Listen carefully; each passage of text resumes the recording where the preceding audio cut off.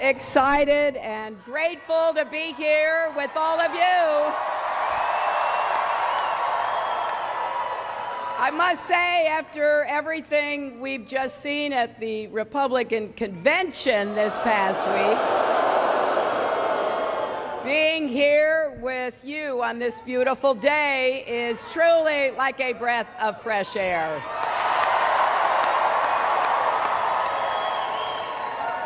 When I look out at all of you, you know what I see? I see America's future.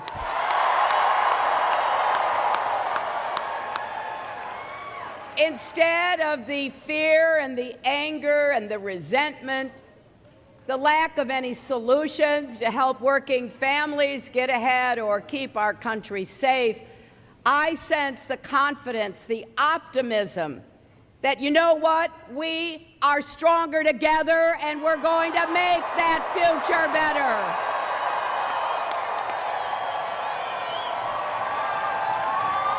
Donald Trump may think America's in decline, but he's wrong. America's best days are still ahead of us, my friends. And when he says, as he did say, I alone can fix it, he's not only wrong, he's dangerously wrong. We Americans, we solve problems together. And if Donald doesn't understand that, he doesn't understand America.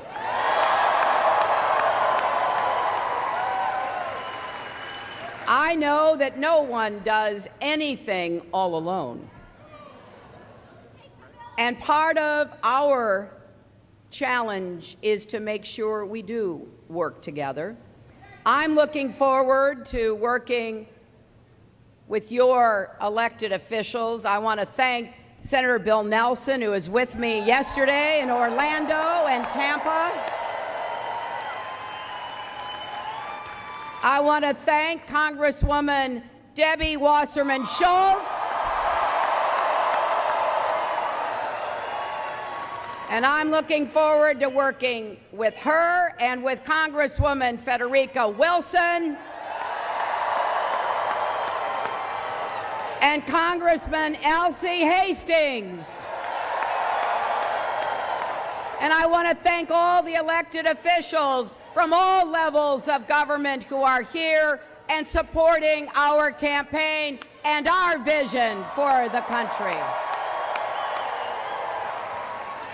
Now, next week in Philadelphia, we will offer a very different vision for our country, one that is about building bridges, not walls,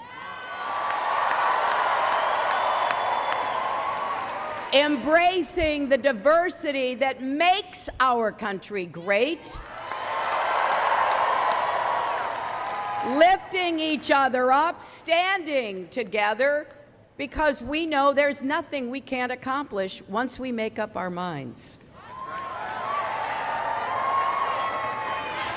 And that's why I am so thrilled to announce that my running mate is a man who doesn't just share those values, he lives them.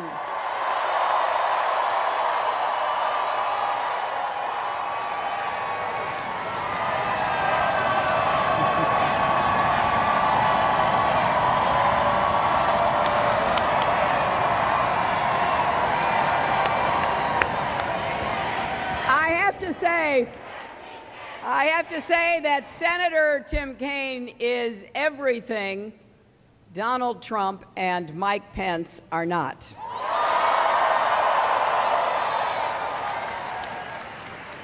He is qualified to step into this job and lead on day one.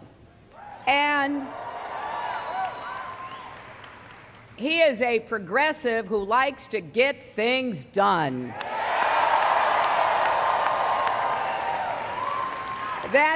That's just my kind of guy, Tim. We both grew up in the Midwest. We were raised by fathers who ran small businesses and who taught us about the dignity of work and the discipline of a job well done.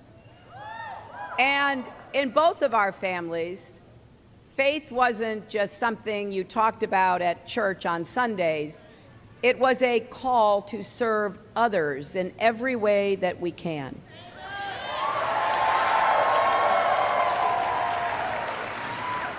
And as you get to know Senator Kaine, you will see that Tim's lifelong commitment to social justice is a shining example of his faith in action. You know, during law school, when his fellow classmates were taking internships at prestigious law firms, he took time off to work with missionaries in Honduras.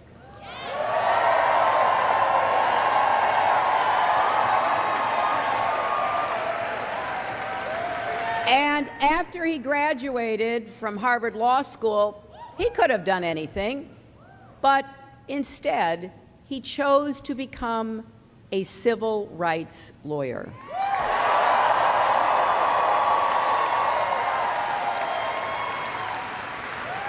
One of his first cases was a pro bono case representing a woman who was denied an apartment because she was African American.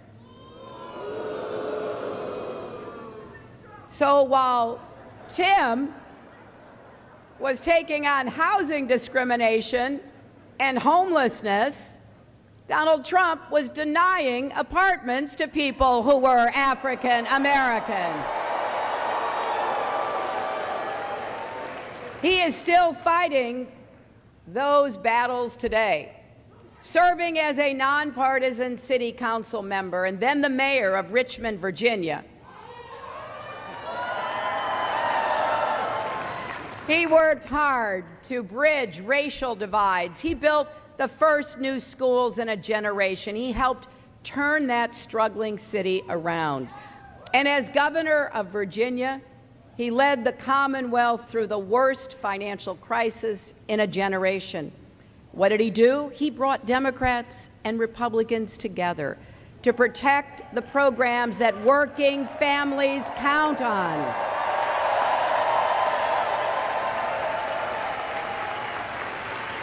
And while Mike Pence slashed education funding in Indiana and gave more tax cuts to the wealthiest, Tim Kaine cut his own salary and invested in education from pre-K through college and beyond.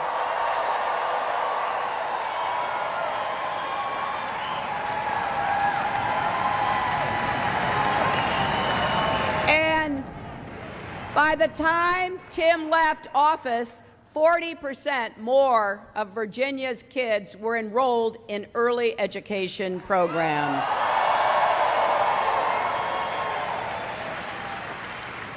And then, as a United States Senator, Tim has used his positions on the Foreign Relations and Armed Services Committees to stand up for our veterans and our values and our men and women in uniform and our security.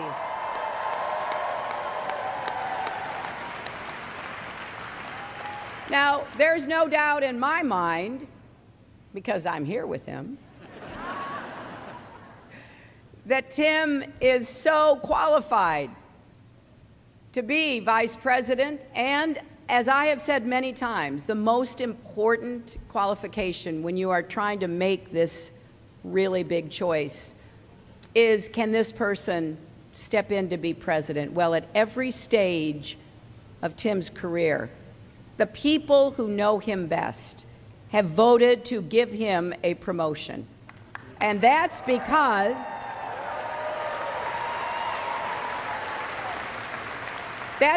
he fights for the people he represents, and he delivers real results.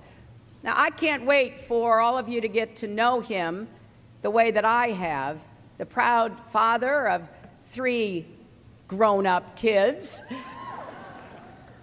who have their own lives and are making their own contributions, including serving our country. A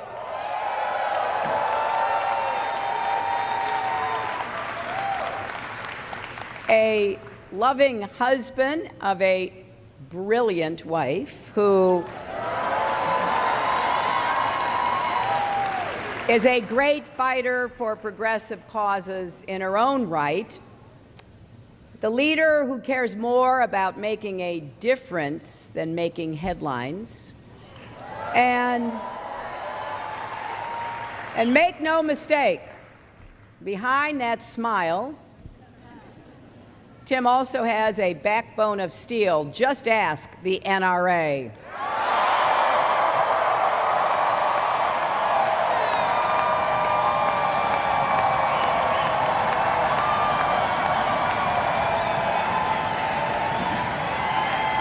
Over and over again, he has had the courage to stand up to the gun lobby in their own backyard. After the horrible Virginia Tech shooting, he signed an executive order to keep guns out of the hands of those who were deemed severely mentally ill.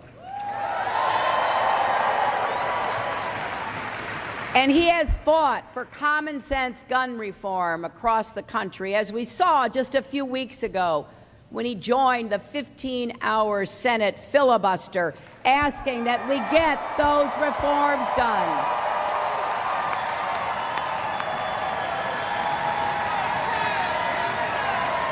So, when I say he's a progressive who likes to get things done, I mean it. He's not afraid to take on special interests, whether he's calling for tough regulations on payday lending or fighting back against attacks on Planned Parenthood and defending women's right to make our own health decisions. Tim has led on some of the most important issues facing our country, from voting rights to LGBT equality,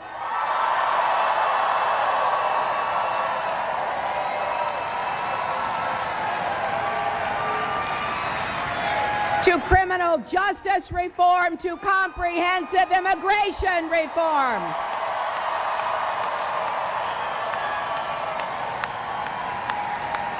Now, after last week, I probably don't need to say this, but I will. This is one of the most consequential elections in our lifetimes. When someone says, "I alone can fix it,"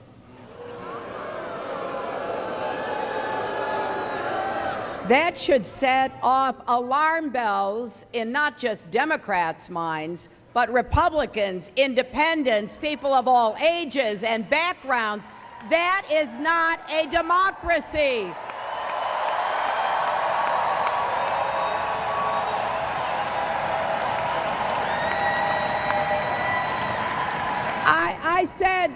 I said yesterday in Tampa, we fought a revolution because we didn't want one man making all the decisions for us.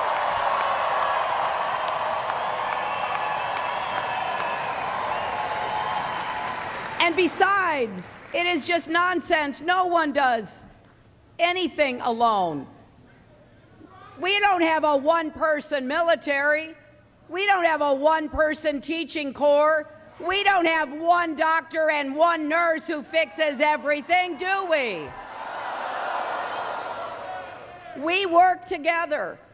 That is what has traditionally set us apart from places that have turned to single leaders, despots, dictators, authoritarians who have promised people, "I can fix it alone." You know what that says about us? That somehow we're helpless? We can't do this work that needs to be done in America ourselves, that we can't reach out to one another, that we can't make the economy work for everyone, not just those at the top.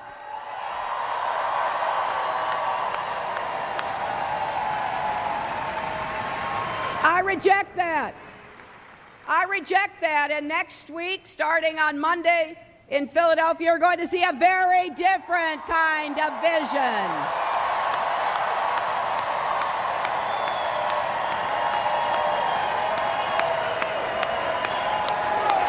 So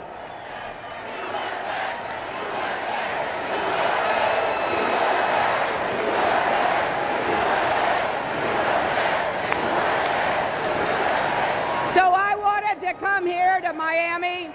I wanted to come here to introduce you to the person that I just can't think of anybody better to have by my side on the campaign trail in the White House. Together, we are going to take on the challenges that are hurting Americans. We are going to give the middle class a raise. We are going to give tax relief to working families to help with the rising costs of raising kids.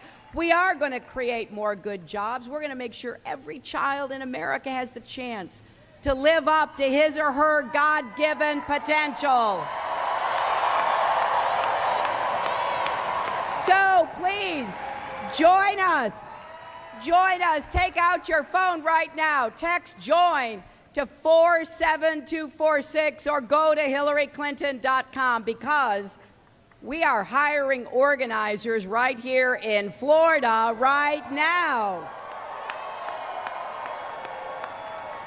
So be involved in every way that you can because together we're going to win this election and move our country forward. Please join me in welcoming the next Vice President, my friend, Senator Tim Kaine.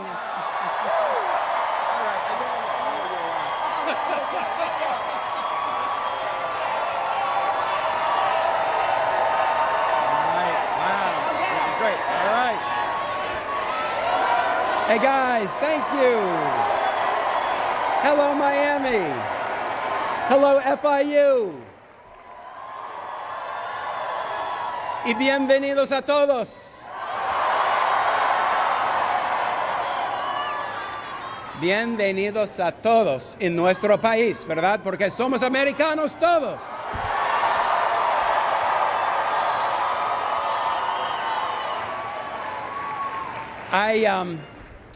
I'm feeling a lot of things today, most of all gratitude.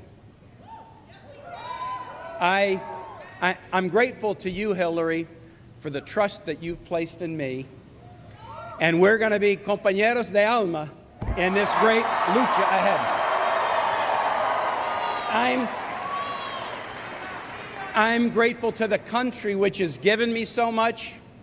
I'm grateful to all of you, Floridians, my Virginians, all Americans who poured their hearts into this wonderful, wonderful campaign. And today, like every day, I'm especially grateful to my wife, Ann. I love you, honey. I love you, honey. And to my 3 beautiful kids, Nat, Woody, and Anella. I am the luckiest dad and the luckiest husband in the world.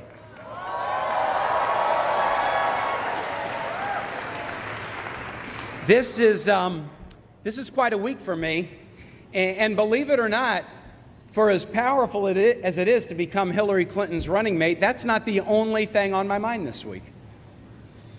Ann and I have 3 kids. Our oldest son, Nat, is here today with his fiancée. He's a proud Marine.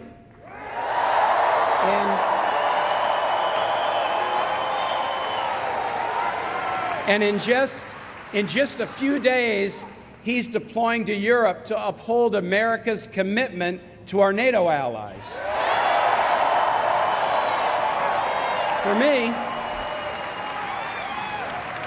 For me, this drives home the stakes in this election. Nearly 2 million men and women put their lives on the line for this country as active duty, as reservists, as Guard members. They deserve a commander-in-chief with the experience and the temperament to lead.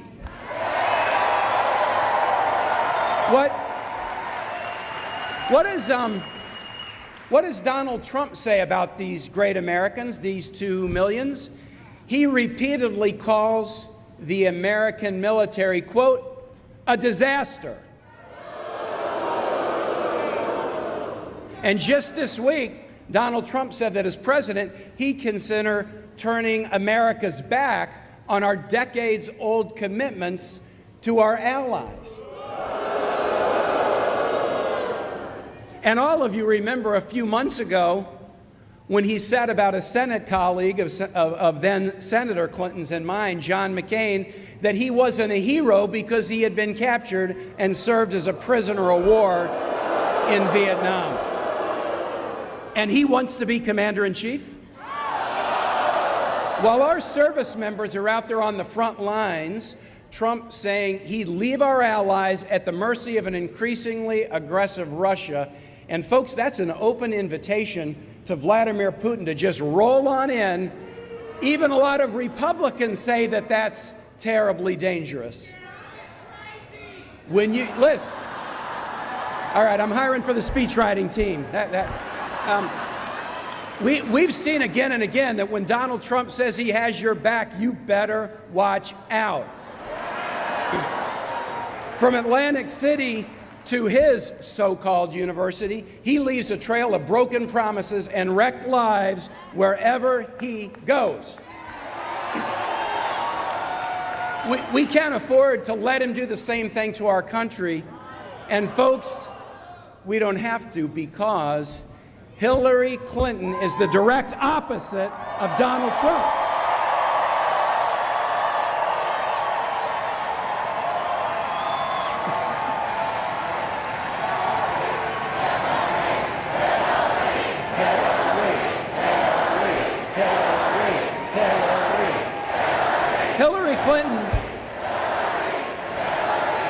Hillary Clinton, she doesn't insult people, she listens to them. What a novel concept, right? She doesn't trash our allies, she respects them. And she'll always have our backs. That is something I am rock solid sure of. And I know that because Hillary knows that we're stronger together. We're stronger when we work together, when we grow together, when we pull together, when we live in the same neighborhood and worship together and go to school together. When we're together, we're stronger. So, I could not be any more honored to stand by Hillary's side in this very important campaign. We love you both!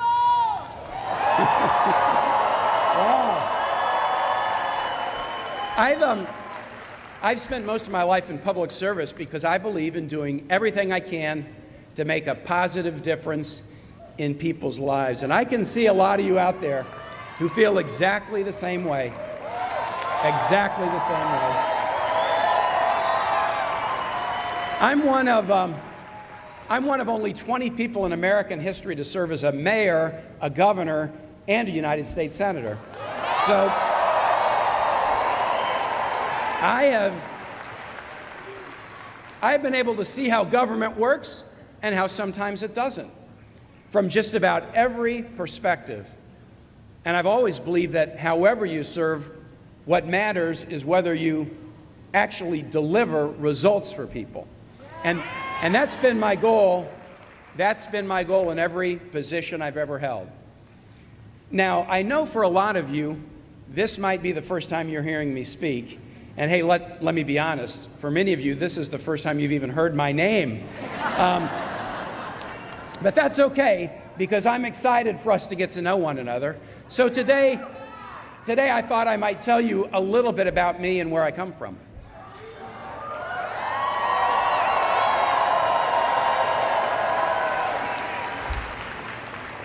Vice president was never a job I thought about growing up in Kansas.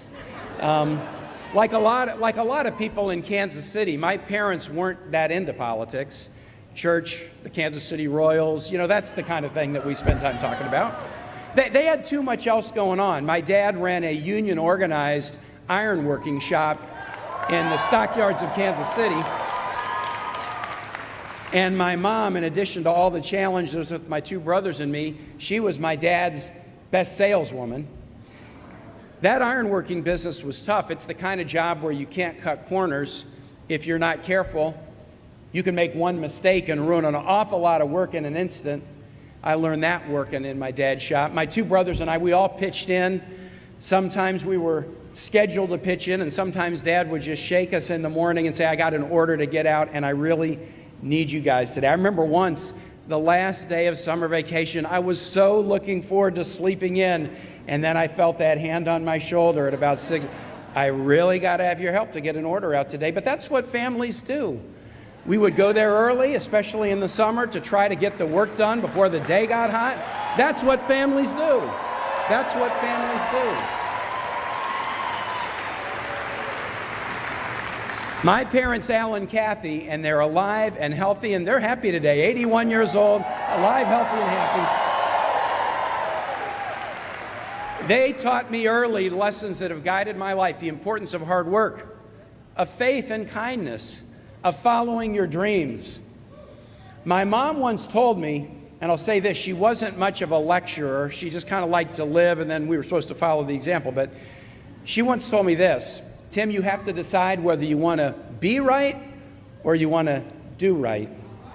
If you want to be right, go ahead and be a pessimist. But if you want to do right, be an optimist. And folks, I've been an optimist ever since.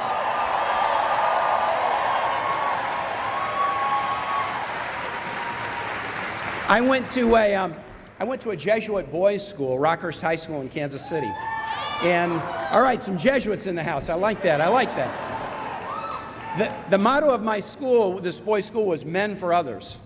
And that was what we were taught. And that's where my faith, which had been important to me because of my parents' example, really grew into something more vital. It became like my North Star, the organizing principle for what I wanted to do. Even as a young man, because of these great teachers I had and because of my parents' example, I knew that I wanted to do something to devote myself to social justice. And that's why, after racing through the University of Missouri in 3 years and starting at Harvard Law School, I decided to take a year off from school to volunteer with Jesuit missionaries in Honduras. ¿Hay hondureños aquí? ¿Hay algún hondureños aquí? Okay, un poquito, sí. Well, when I got to Honduras, it turned out that my recently acquired knowledge of constitutional law was pretty useless. But the experience of working in my dad's ironworking shop was actually kind of helpful. So I taught teenagers the basics of carpentry and welding, and they helped me learn Spanish. And I tell you, my time in Honduras changed my life in so many ways. Aprendí los valores de mi pueblo: fe, familia y trabajo. Fe, familia y trabajo. Los mismos valores de la comunidad latina aquí en nuestro país, ¿verdad?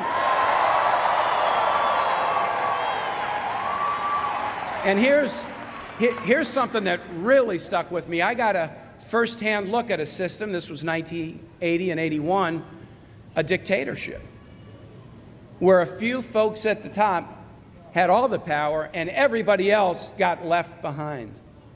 And it convinced me that we've got to advance opportunity and equality for everybody, no matter where they come from, how much money they have, what they look like, what accent they have, or who they love.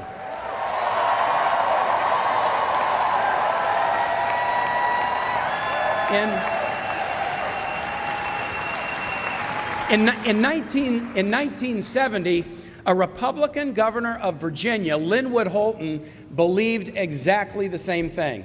He integrated Virginia's public schools after the state had fought for 16 years after Brown v. Board to keep them segregated. Now, in 1970 in Virginia, that took political courage. And then he and his wife went even further. They enrolled their own kids, including their daughter Anne, in integrated schools, and it sent a strong signal to the people of Virginia that their governor wasn't going to back down, wasn't going to take half steps, or wasn't going to make rules for others that he wouldn't follow for himself.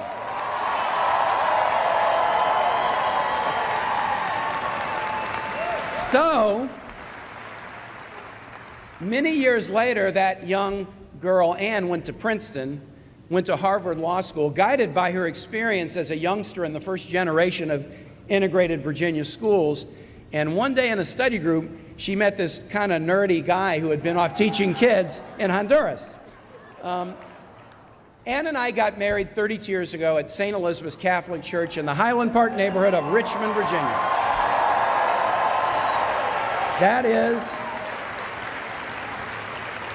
That's the parish that we still belong today. Hey, St. E's folks, I hope you're watching. We will be there at 9 a.m. tomorrow. Marrying Anne was and remains the best decision of my life. And am I right? Am I right? And it turns out she actually learned negotiation a lot better than I did in law school, which is how a Kansas City kid ended up in Virginia. So Anne and I settled down, we started a family, and we sent our kids to those same public schools that her father had opened up to everybody.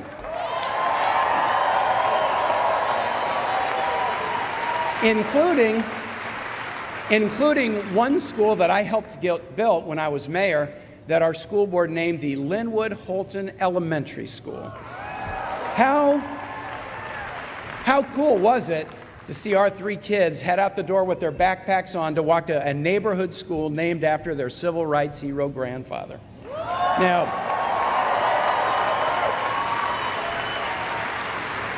Lynn's example helped inspire me to work as a civil rights lawyer, representing people who had been turned away from housing either because of the color of their skin or because they were an American with a disability.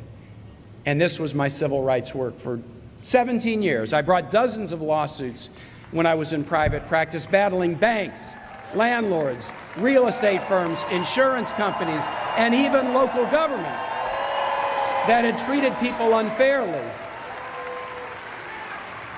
In 1998, I won a historic verdict against a national insurance company because they had been redlining minority neighborhoods, treating them unfairly in the issuance of homeowners insurance. At the time I won that case, it was the biggest jury verdict ever in a civil rights case in American history. I like to fight for right. I like to fight for right.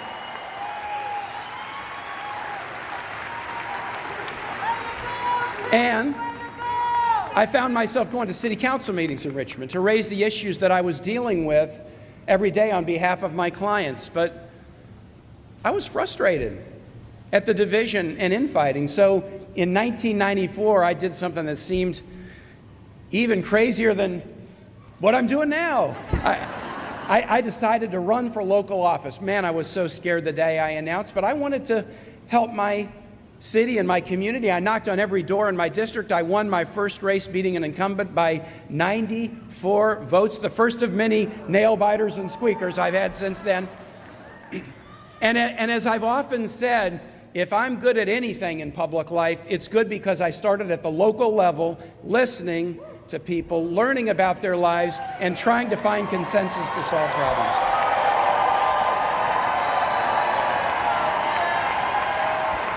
In the years that followed, I became mayor of Richmond. I was elected lieutenant governor of Virginia. And in 2006, I became the 70th governor of the Commonwealth of Virginia. When we moved into the governor's mansion after the inauguration, my wife became the only person who had ever lived there, first as a child and then as an adult.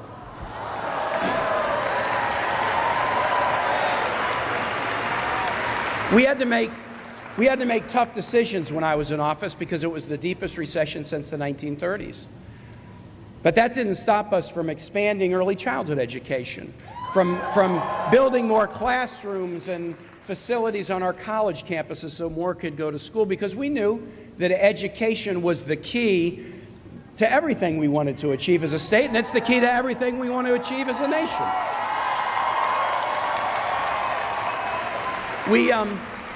We invested in open space preservation and cleaning up the Chesapeake Bay because our kids and grandkids deserve to enjoy the beautiful Commonwealth that we love, just like you love the beauty of your Sunshine State.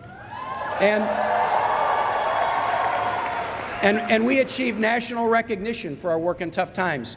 When I was governor, Virginia, best managed state in America, best state for a child to have a successful life, best state for business, one of the lowest unemployment rates, one of the highest bond ratings, one of the highest family incomes. We did that during tough times. And so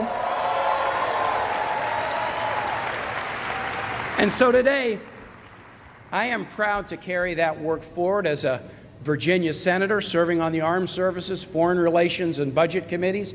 They actually just added me to the Aging Committee, too. I don't know why they would have done that. Why would they have done that? I'm proud to support my wife's public service. She has been a legal aid lawyer, juvenile court judge, foster care reformer. Now she's Secretary of Education for the Commonwealth of Virginia.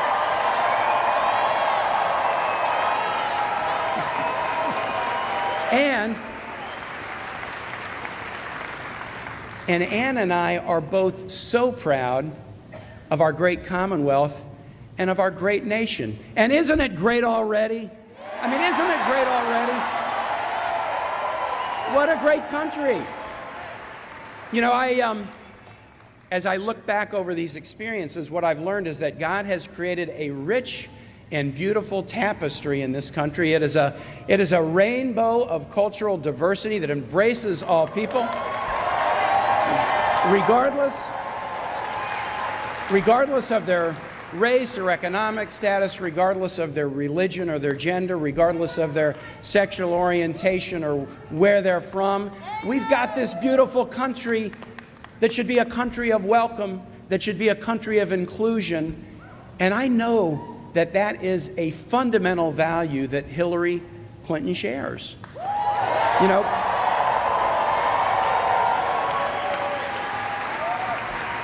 soy católico. I'm a Catholic.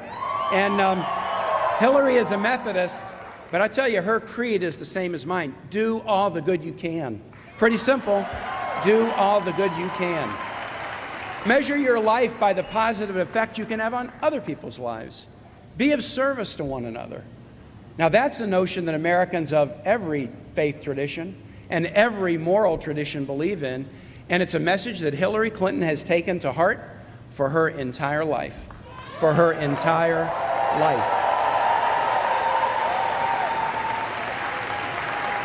Fighting for children and families, like when she was First Lady, after she tried and a recalcitrant Congress blocked her in the big advance that we needed on health care reform, she said, you know what? I'm not stopping. If we can't get it all, can we pass a program to provide health insurance to 8 million more American children? And that's what she did. And that's what she did. That's who she fought for. Fighting for equal rights for African Americans, for Latinos, for people with disabilities, for LGBT Americans.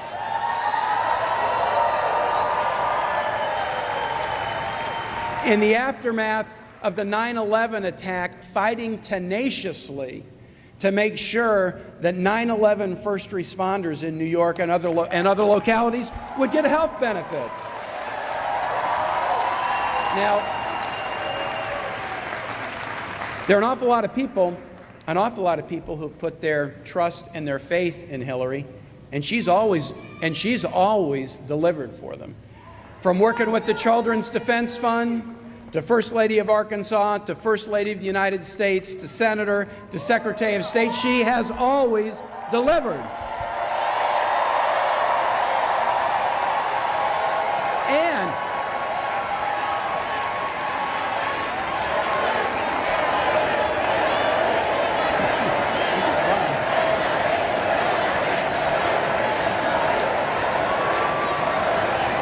And you know what? Here's something you can tell about a great leader. She not only delivers in the easy times or the simple times, she delivers in the tough times, and she even delivers when she's on the receiving end of one attack after another. She never backs down. She never backs down. Hillary, whatever the drama, whatever the attack, whatever the situation, stays focused on what matters, helping people. That's what keeps her going. So here's how Hillary and I are going to continue that work with a strong, progressive agenda.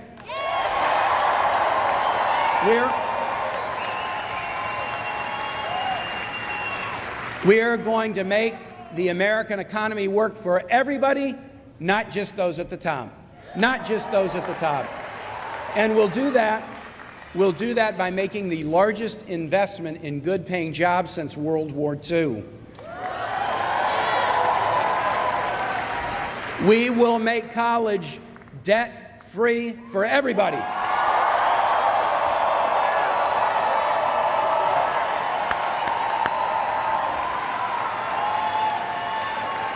We'll rewrite the rules so that companies share their profits with workers rather than ship jobs overseas.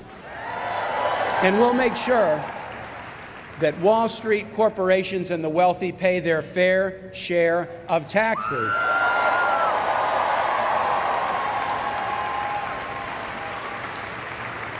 And while we're on the subject of taxes, where are Donald Trump's tax returns?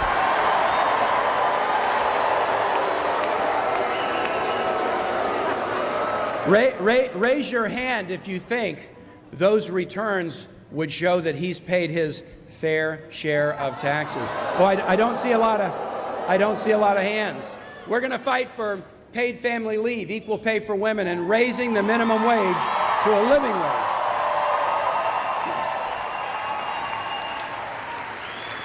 To keep families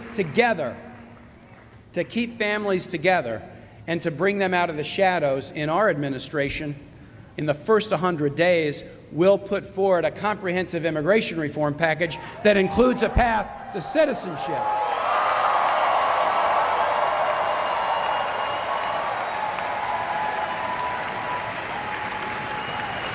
En el Senado hicimos eso hace casi 3 años y estamos esperando todavía para la Casa de Representantes a tener un debate, un voto en el sistema de inmigración reforma, ¿verdad?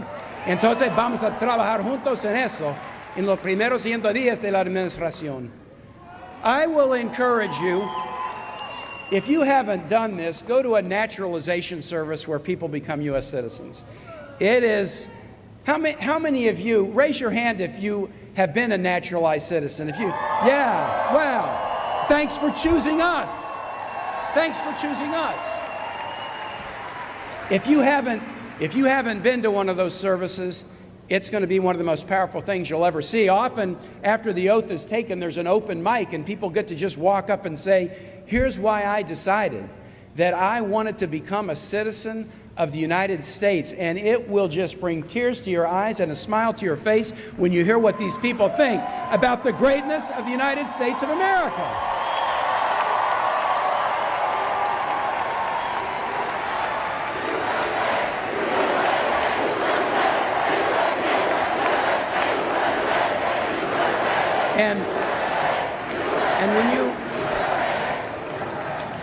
And when you go to one of these naturalization services and you see the people's desire to join this great country, you'll basically have this pretty amazing thought. Cualquier persona que ama tanto a los Estados Unidos merece estar aquí. Anybody who loves America this much deserves to be here, deserves to be here. Now, there's one last part of Hillary's plan that means a lot to me personally, that kind of emotional for me, and I bet it's emotional for you. How to stem the epidemic of gun violence that kills 33,000 Americans every year. As governor during one of the most horrible shootings in America's history, this issue is very close to my heart. Very close to my heart. And I know that many of you here feel exactly the same way after that tragic shooting in Orlando in June. We can do better, folks. We can do better. It was in April of 2007, about halfway through my time as governor. I had just arrived in Japan on a trade mission to bring jobs back to Virginia, had checked into the hotel room, had fallen asleep when the knock came at my door, and the head of my security detail said, "Governor, you got to turn on the TV. We're going to get on the phone. There's a horrible shooting underway at Virginia Tech, this wonderful college in Blacksburg, Virginia." And as jet-lagged as I was and just arrived, I said, "Take me back to the airport. I'm getting the first plane home." It was 14 hours over. It was 14 hours back. And I walked onto that campus, jet-lagged and in the wrong time zone. But I knew that, as a leader, even though I didn't have any magic words to say that would take away the horror of the tragedy, I had to bring comfort in some way to the families of those who had been killed, to the students and professors who had been injured, and also to the first responders who had been there to help them.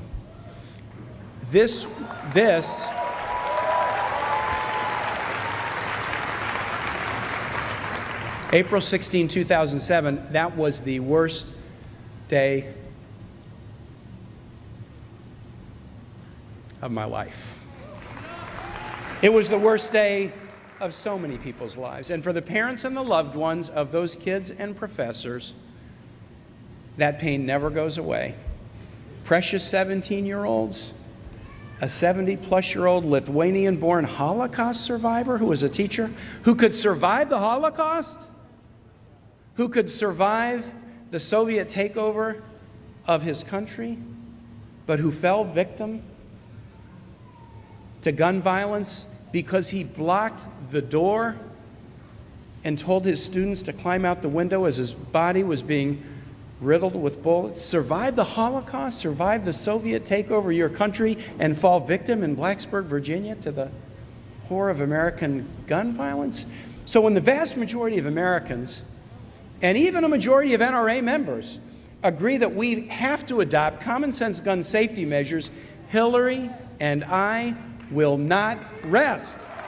Will not rest. We will not rest until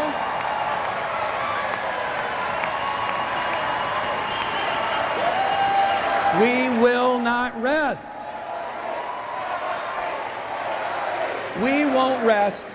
We won't rest until we get universal background checks and close loopholes that put guns in the hands of criminals, terrorists, and dangerous people who should not have them. It's so easy. The American public wants it. Gun owners want it. The NRA members want it. We will not rest. Now, folks, I know the NRA. They're headquartered in my state, in Virginia. They've campaigned against me in every statewide race that I've ever run, but I've never lost an election. I've never lost an election. I don't mind powerful groups campaigning against me. That just is like an extra cup of coffee to me, folks. It just gets me more excited. I'm 8-0, and I promise you, I'm not about to let that change, especially when Donald Trump stands in the way of progress on every single one of these issues that Hillary has laid out as core to her campaign, and many, many more. So now I'm going to wrap this up with 3 easy questions. We're at a university. I can give you a test, right? I can give a test.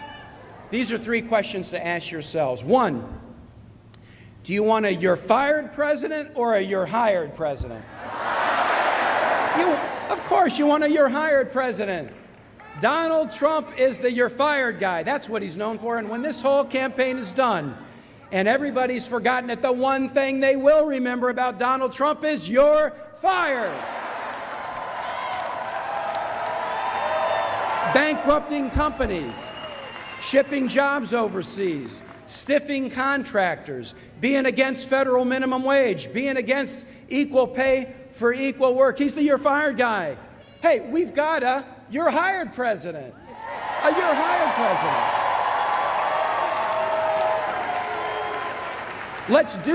Let's do debt-free college so people can have skills. Let's build bridges and roads and airports and ports so people can have jobs. Let's go for equal pay. Let's raise the minimum wage. Let's bring back the dignity and respect of work. A "you're hired" president. All right. You're 1 for 1. Question 2. Do you want a trash-talking president or a bridge-building president? Of course you do. Donald Trump trash talks folks with disabilities, trash talks Mexican Americans and Latinos, whether they're new immigrants or governors or federal judges. Trash talks women, trash talks our allies, calls the military a disaster. Oh, you're right. He doesn't trash talk everybody. He likes Vladimir Putin. You're right. Let's get that straight. But this is a bridge builder president. As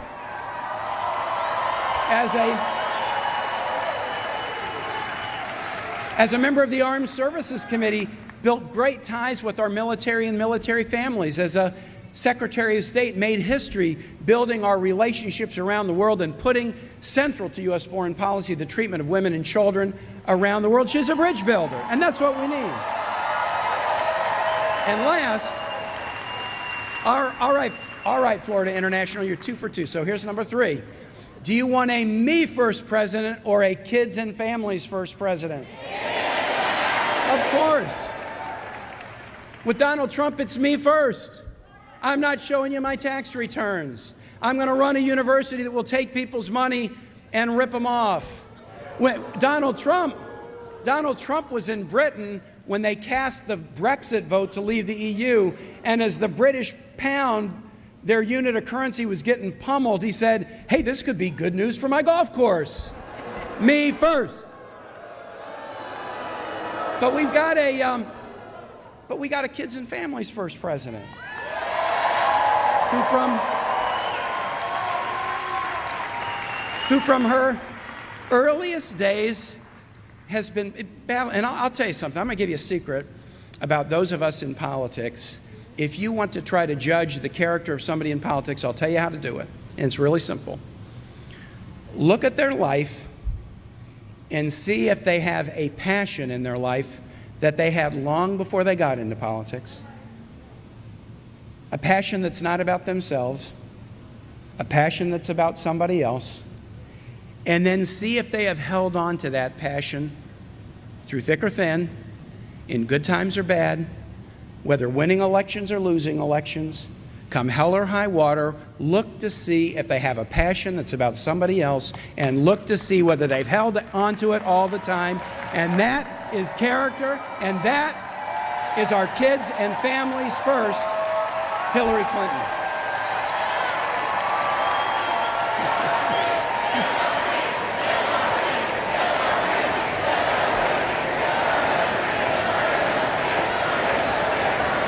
All right.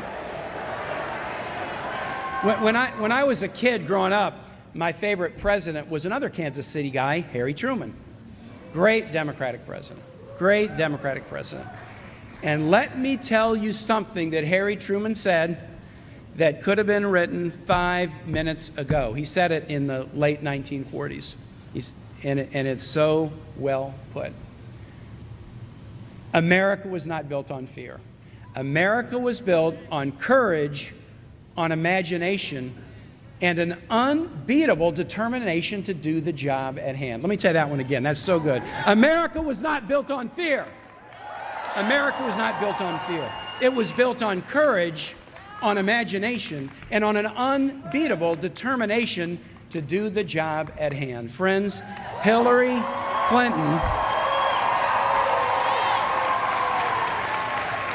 Clinton is filled with that courage, that imagination, and that unbeatable determination, and that's why we trust her to fight for all Americans. That's why I'm with her. That's why I'm with her. Are you with her? That's why we're with her. That's why we're with her. These are tough times for many in our country, but we're tough people, and that's something else I learned from my folks. Tough times don't last, but tough people do.